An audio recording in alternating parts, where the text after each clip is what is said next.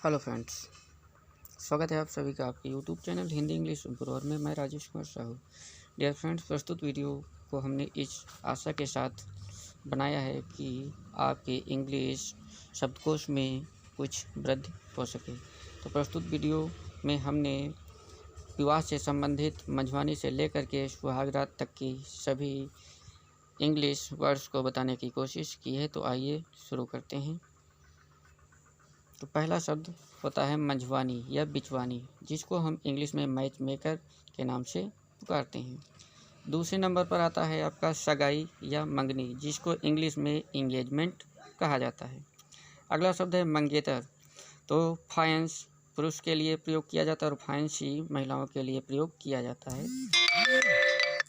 अगला वर्ड है शादी या निकाह, जिसको इंग्लिश में मैरिज कहा जाता है।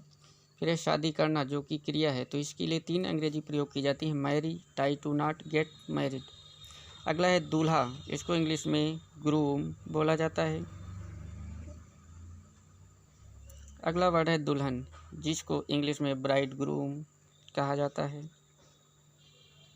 फिर आपका अगला वर्ड है बारात, जिसको वेडिंग प्रोसेशन के नाम से जानते हैं। फिर बाराती, जो लोग बारात में जाते हैं, उनको हम वेडिंग गेस्ट के नाम से पुकारते हैं। अगला वर्ड है मंडप, जिसको इंग्लिश में कैनोपी कहा जाता है। फिर है पंडाल, पंडाल को अंग्रेजी में मार्की कहते हैं। फिर आता है शादी की रस्में, जिसको इंग्लिश में वेडिंग सेरेमनी या वेडिंग प्रोसेशन कहा जाता है।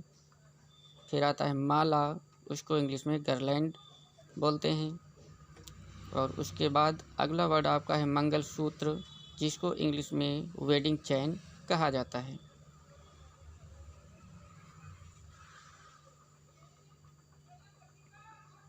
अगला वर्ड है कन्यादान करना, ये की क्रिया है, इसको इंग्लिश में गिव अवे कहते हैं। अगला वर्ड है जमाई, जिसको इंग्लिश में सन इन लॉ कहा जाता है। नेक्स्ट है घर जमाई, इसको रेजिडेंट सन इन लॉ कहा जाता है। फिर है ससुराल, ससुराल को इंग्लिश में इन लॉज हाउस बोलते हैं। अगला है आपका मायका, जिसको इंग्लिश में मैटरनल हाउस कहा जाता है। फिर अगला वर्ड है आपका डोली, पालकी या फिर म्याना, इसको इंग्लिश में पालमकी कहते हैं।